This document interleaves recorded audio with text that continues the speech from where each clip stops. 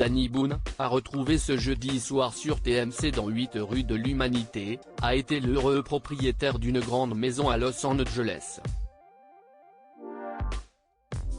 Là-bas, il bénéficiait d'un sacré avantage. Le confinement, lié à la pandémie de la Covid-19, a marqué les esprits de tout le monde. Notamment celui de Danny Boone, qui a décidé de consacrer un film à ce sujet. Un long métrage intitulé 8 rue de l'Humanité, diffusé par TMC ce jeudi 21 septembre 2023 à 21h25, dans lequel il incarne un homme vivant à Paris. Dans la vraie vie, celui qui a toujours clamé son amour et son admiration pour Louis de Funès est domicilié en Belgique, à Bruxelles plus précisément. Mais avant cela, il a habité aux États-Unis, du côté de Los Angeles.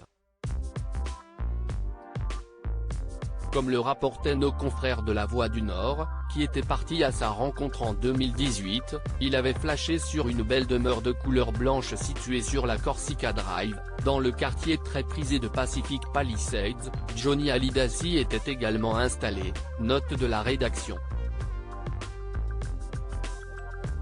5 chambres, 7 salles de bain, 948 mètres carrés de surface habitable, piscine et vue sur l'océan Pacifique. Une magnifique maison estimée à 11,75 millions de dollars, soit 9,5 millions d'euros. Un endroit où l'acteur se sentait épanoui. Notamment parce que là-bas, il n'avait pas à faire face aux inconvénients de la notoriété, si est plus facile de vivre à la parce que personne ne m'y connaît, tandis qu'en Europe les gens me demandent souvent des autographes, des selfies. Les enfants ont l'impression qu'on leur vole leur père.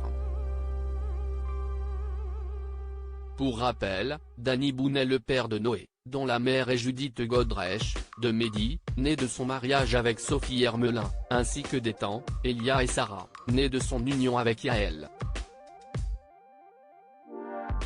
Une belle fratrie, dont il est très fier et avec qui il partage notamment un point en commun.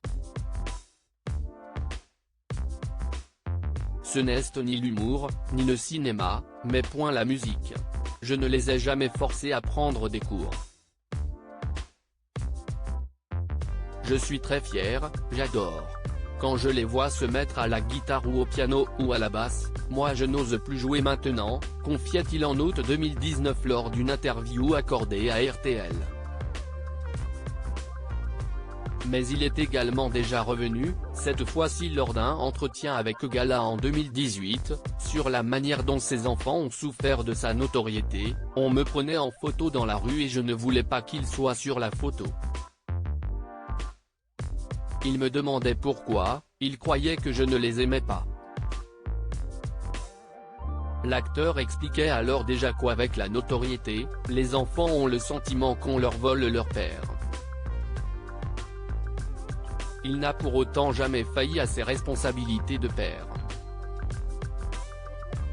Les exigences de mon métier ne m'ont pas toujours permis d'être présent au long cours, mais je n'ai jamais lâché le fil.